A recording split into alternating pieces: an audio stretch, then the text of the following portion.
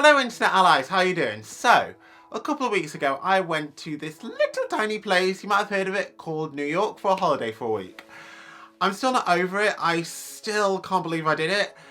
And the holiday kind of inspired me to make a little video about some of my tips and tricks for basically how to make the most of your holiday if you're either autistic like myself or if you're going on holiday with somebody on the autism spectrum. So yeah, let's get into it. Here we go. I do have quite a bit of a travel bug and I do kind of want to travel as much as I can in my life. I mean, especially over the past couple of years, like, you know, I've really kind of been inspired to do a lot more traveling. However, for some people on the spectrum, traveling can be quite stressful as well.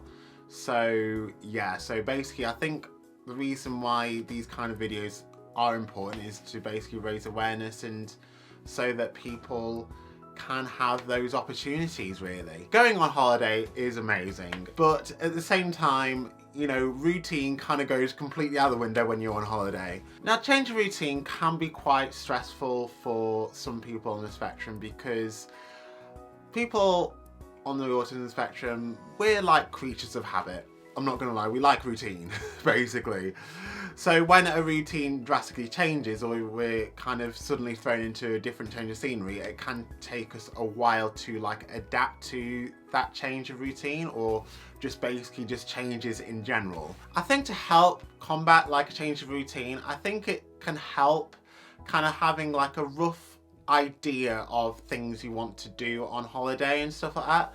You know, do a little bit of research on the place that you're going to on holiday and kind of devise like a little rough plan. I'd also say whilst you're on holiday, try not to like overextend yourself and do too much because that can sometimes stress you out.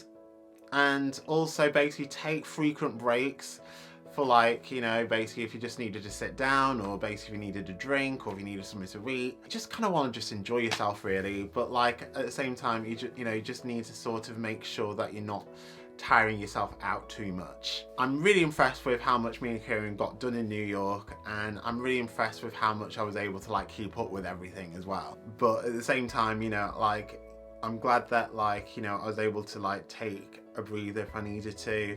Also, doing research on the place is a good thing because not only do you find out what there is to do on holiday, but you know, you also find, you know, where like the quieter places are if you need to, and places to eat, and you know, find out when like peak times are for certain attractions and whatnot. So for example, my friend Kieran had this like amazing idea of going to the Empire State Building late at night because we knew that in the daytime it was quite busy and stuff. And I'm really glad we went in the night because the New York City skyline is absolutely beautiful at night. Like I said in my New York vlog, I think it's even more beautiful at night than it is in the day.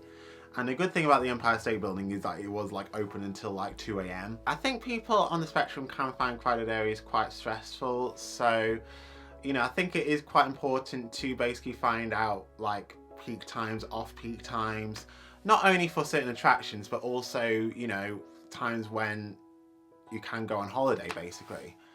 You know, I think for me, like I was kind of expecting New York to be quite busy, but I don't think it was as busy as I thought it would be. And I think that's basically because we decided to go in the wintertime, we decided to go in January, you know, and I think like because New York temperatures, you know, they're kind of like similar to the temperatures here in the UK. So basically, you know, in the winter it's cold, in the summer it's warm.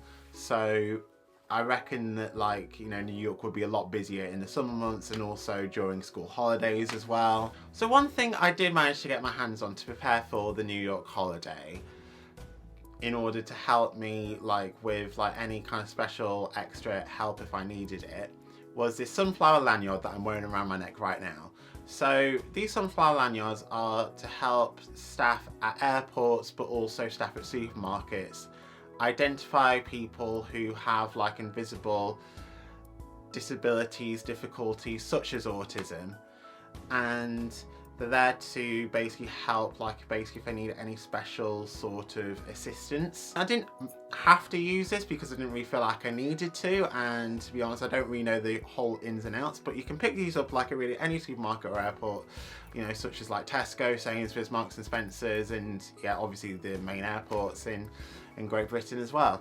So, you know, but like, you know, it's kind of nice to basically be as prepared as humanly possible, which brings me to our next point. Basically prepare as much as humanly possible. So when I went on holiday, because I was kind of in charge of all like the booking and everything, basically I had like all my booking documents printed out. I had like, you know, basically all my papers, you know, the hotel like booking as well, and like my New York passes and like any kind of passes that I needed and whatnot. Yeah, basically I just had it all printed out, and basically I made sure that like I packed pretty much everything I needed as well.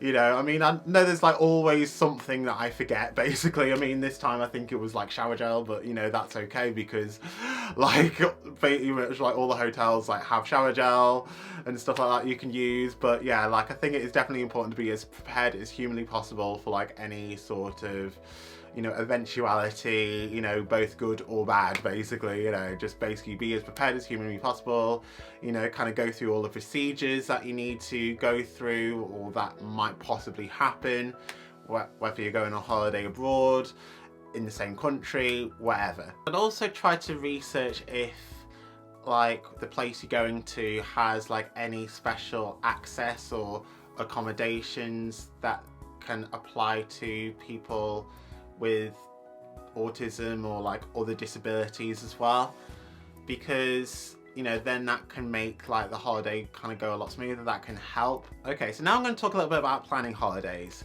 So basically when you're planning a holiday, like try to think about what kind of holiday would best suit you.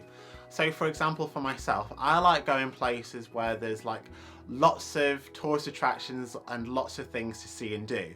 But other people might like going on holiday to just basically relax a bit and unwind a bit, maybe read a good book or whatever. And some people might like, you know, going to really hot places as well.